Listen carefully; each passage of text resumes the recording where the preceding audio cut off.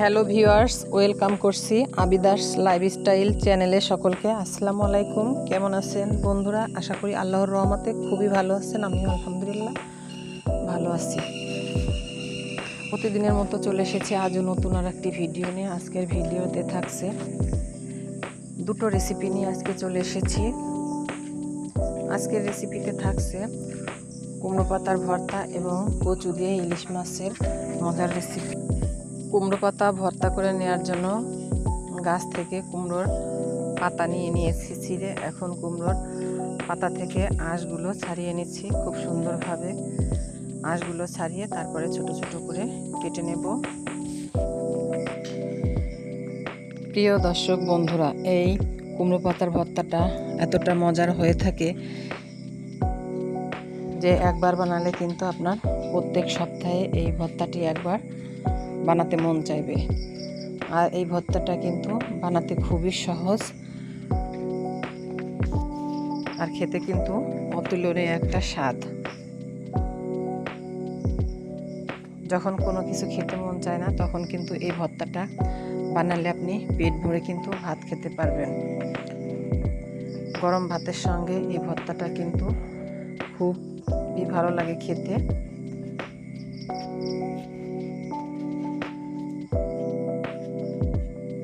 এখানে আমি কেটে নিয়েছি পেঁয়াজ, কুচি করে নিয়েছি কিছু রসুন, নিয়েছি কিছু আদা আর নিয়েছি শুকনো মরিচ। বন্ধুরা, আমি কিভাবে ভর্তাটি তৈরি করছি কোনো রকম স্কিপ করে দেখবেন না, তাহলে কিন্তু আপনারা ভর্তায় আসল স্বাদটা কিন্তু পাবেন না যতই বানান। আমার রেসিপিটি ফলো করে যদি এই ভর্তা একবার তৈরি করেন তাহলে কিন্তু আপনার বারবার তৈরি করতে মন চাইবে। কুমড়ো পাতাগুলো আমি খুব সুন্দরভাবে পরিষ্কার করে ধুয়ে নিয়ে এখন কড়াইয়ের মধ্যে দিয়ে সামান্য একটু লবণ দিয়েছি আর একটু পানি দিয়ে সিদ্ধ করতে বসিয়ে দিয়েছি। তো ঢাকনাটা বন্ধ করে কিছুক্ষণ সিদ্ধ করে নেব। তারপরে কিছুক্ষণ পর ঢাকনাটি খুলে নিয়েছি। এখন একটু নেড়ে চেড়ে দিচ্ছি।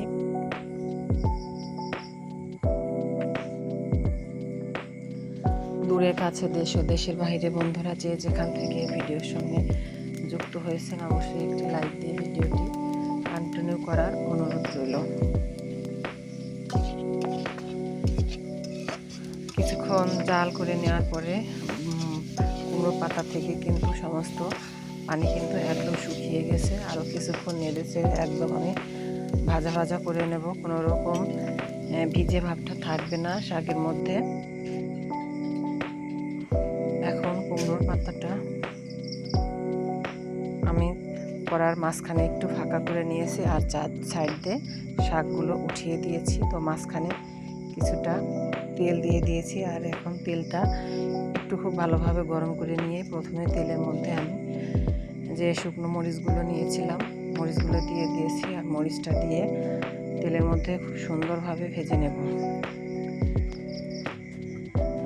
আর অবশ্যই ভর্তা করার সময় শুকনো মরিচটা অ্যাড করবেন। শুকনো মরিচটা ভর্তার ভিতরে দিলে ভর্তার স্বাদটা কিন্তু অনেক বেশি ভালো আসে। আমি যে পেঁয়াজ রসুনগুলো কেটে নিয়েছিলাম সেগুলো কিন্তু তেলের মধ্যে দিয়ে দিয়েছি।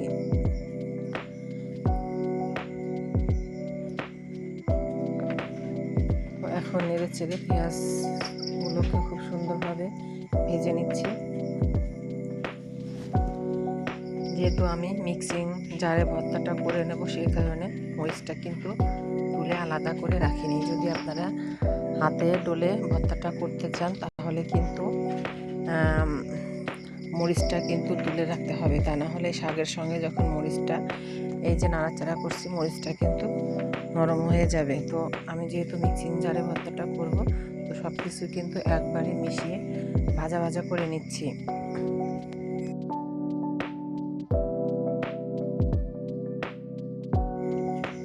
এখন ভেজে নেওয়া শাক এবং মরিচ পেঁয়াজগুলো আমি তুলে নিয়েছি।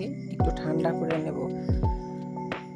অবশ্যই ঠান্ডা করে নিতে হবে মিক্সিতে করতে হলে।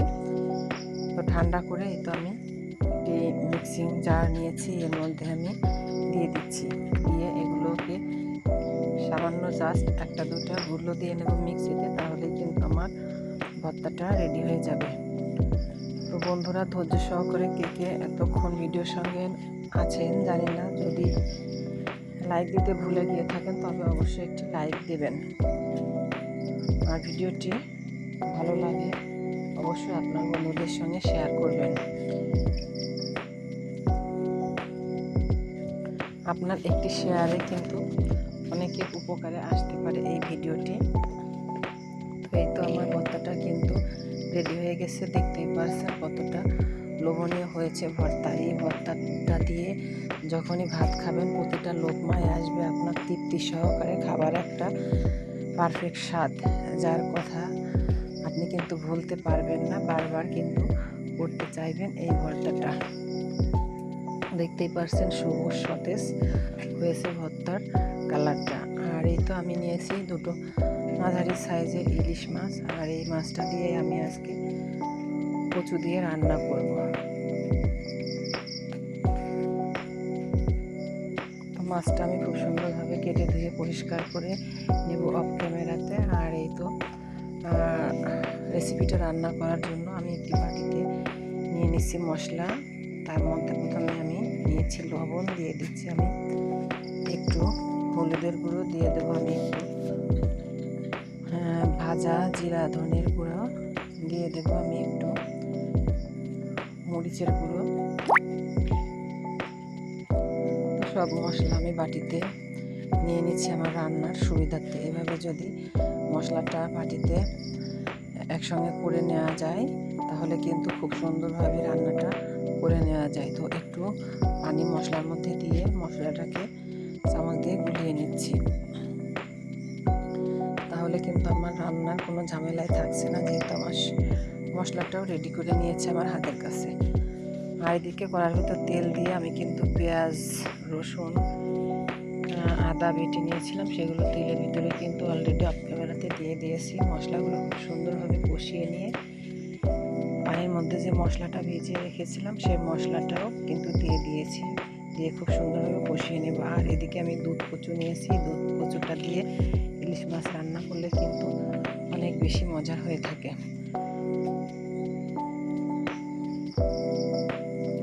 মশলাগুলো খুব সুন্দরভাবে কষিয়ে নিয়ে আমি দুধ কচুগুলো ধুয়ে নিয়ে উঠিয়ে নিয়েছি পানির মধ্যে থেকে। এখন মশলার ভিতরে দিয়ে খুব সুন্দরভাবে কষিয়ে নেব।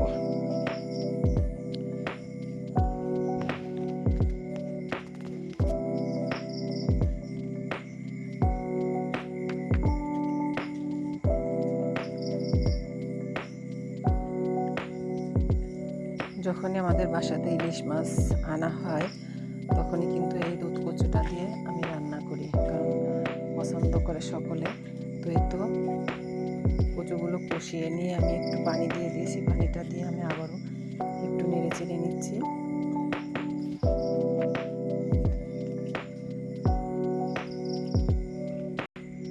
এখন ঢাকনা দিয়ে কিছুক্ষণ রান্না করে নিয়েছি। এখন কচুগুলো কিন্তু খুব সুন্দরভাবে সিদ্ধ হয়ে গেছে।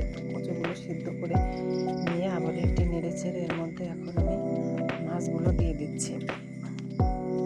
যেহেতু ইলিশ মাছ রান্না করতে খুব বেশি সময় দরকার হয় না, তো এই জন্য কচুগুলোকে আমি আগে ভালো করে কষিয়ে সিদ্ধ করে নিয়েছি। তারপরে এই তো মাছগুলো দিয়ে দিয়েছি। এখন মাছগুলো দিয়ে একটু নেড়ে চেড়ে কিছুক্ষণ কষিয়ে নেব কচুর সঙ্গে। কিছুক্ষণ ঢাকনা দিয়ে মাছ এবং কচু একসঙ্গে কষিয়ে নিচ্ছি।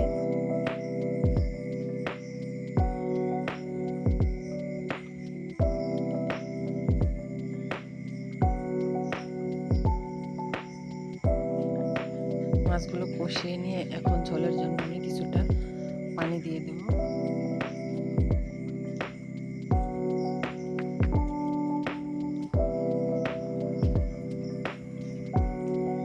পানিটা দিয়ে নেড়ে চেড়ে আরও কিছুক্ষণ ঢাকনা দিয়ে রান্না করে নেব।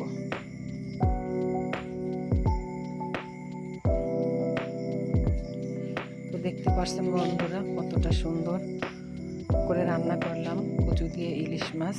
লোভনীয় একটা রেসিপি, কিন্তু পাতলা ঝোল রান্না করেছি, কিন্তু খেতে কিন্তু অনেক ভারী বা অনেক মজার হয়েছিল।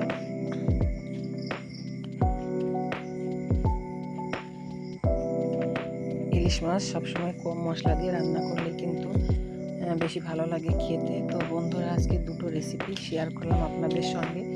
কেমন লাগলো আপনাদের কাছে অবশ্যই কমেন্টের মাধ্যমে জানাতে ভুলবেন না। তো ভিডিওটা বন্ধুরা আজকের মতো এ পর্যন্তই ছিল। দেখা হবে নেক্সট ভিডিওতে নতুন কোনো রেসিপি নিয়ে। সে পর্যন্ত সবাই ভালো থাকবেন, সুস্থ থাকবেন। আজকের মতো নিচ্ছি বিদায়। আল্লাহ হাফেজ।